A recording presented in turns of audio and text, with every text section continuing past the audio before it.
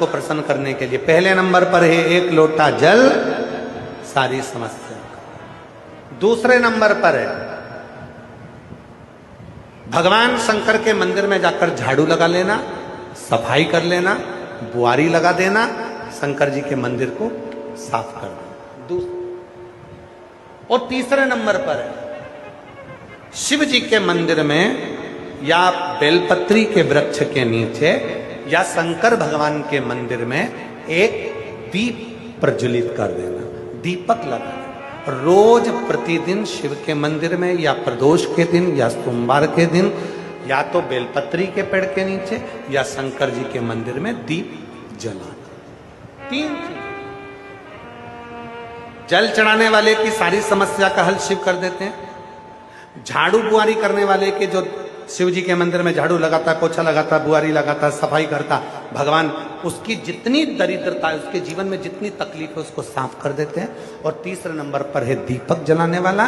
उसको अगर कहीं मार्ग नहीं मिलता, उसको कोई रास्ता नहीं मिलता, उसके बच्चों को कोई राह नहीं मिलती, तो वो दीप जलाते जलाते एक दिन शिव को प्राप्त कर लेता।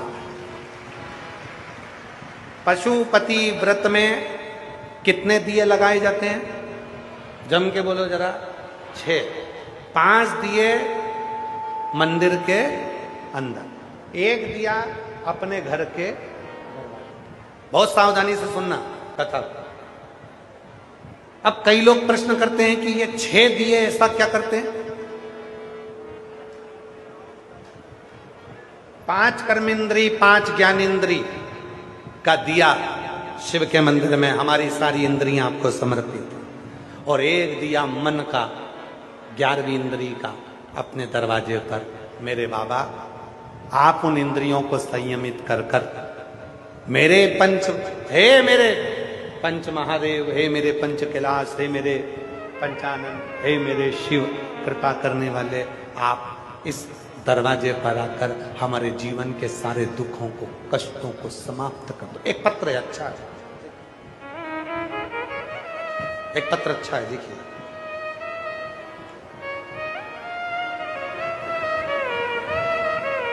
मेरा नाम संजय है, मेरा मोबाइल नंबर ये है। मैं हरियाणा के करनाल असंध से हूं। मैं हरियाणा के करनाल के असंध से हूं। कहीं बैठे हो तो हाथ हिला सकते हैं। पत्र एलईडी पर पढ़ते जाएं आप लोग, साथ में पत्र को पढ़ा करो एलईडी पर। मैं हरियाणा करनाल असंध से हूं गुरुजी। 1 लोटे जल का क्या महत्व करूं, मुझसे पूछे कोई। 1 लोटा जल ने हमारे जीवन को बदल दिया। मेरे भाई के लड़के को 2008 से चंडीगढ़ के पीजीआई से इलाज चल रहा था। उसको एक बीमारी है, वो बीमारी बहुत भयंकर है, जिसको थैलीसीमिया कहते हैं। उस बीमारी का नाम है थैलीसीमिया। इस बीमारी में शरीर में खून नहीं बनता है। हर 15 दिन में खून देना पड़ता है। इसमें शरीर में खून नहीं बनता। मेरे भाई के बच्चे को थैलीसीमिया हो गया 2008 से। अभी क्या चल रहा है? 2026। बीमारी कब लगी? 2008 में। उसको थैलीसीमिया हो गया, जिसमें शरीर में खून नहीं बनता है। डॉक्टर ने बोला जब तक ये जीवित है तब तक ये दवाइयों के भरोसे रहेगा और इसको खून चढ़ाना पड़ेगा। हर 15 दिन में उसको खून चढ़ता। बहुत परेशान हो गए गुरुदेव। दवाई देते देते 2008 से, दवाई देते देते 2023 में पहली बार किसी ने हमारी यहां बताया पत्नी को कि वो सीहोर वाला बाबा है, कथा कहता है, सुना है। उसका धाम है कुबरेश्वर धाम, वो सीहोर में है। सीहोर वाला बाबा के कुबरेश्वर धाम पर जाओ, कंकर शंकर की पूजन करो, वहां का रुद्राक्ष लाओ, उस रुद्राक्ष को पानी में गलाओ और वो पानी अपने बेटे को पिलाओ। अगर हो सके सीहोर में कंकर शंकर की भूमि पर अगर कथा सुनने को मिल जाए तो समझ लेना कि सोने में सुहागा हो गया। तब तो हमने विचार करा क्या करें। हम अपने बच्चे को लेकर 2023 में कुबरेश्वर धाम कंकर शंकर की भूमि पर कथा सुनाने के लिए ले गए। गुरुजी 2008 से बीमार मेरा बेटा 2023 में कथा सुनाने के लिए ले गए और बाबा की ऐसी कृपा हुई, कंकर शंकर की पूजन कर कर रुद्राक्ष महोत्सव में अटेंड होकर रुद्राक्ष महोत्सव में गए और वहां कथा सुनकर वहां का रुद्राक्ष लेकर कंकर लेकर आ गए और बाबा बेटे को जल पिलाने लगे। आज बाबा की ऐसी कृपा हुई गुरुदेव, 2023 से धीरे धीरे बेटे को रुद्राक्ष के पानी का असर होने लगा और बाबा की कृपा से कंकर शंकर की पूजा का असर होने लगा।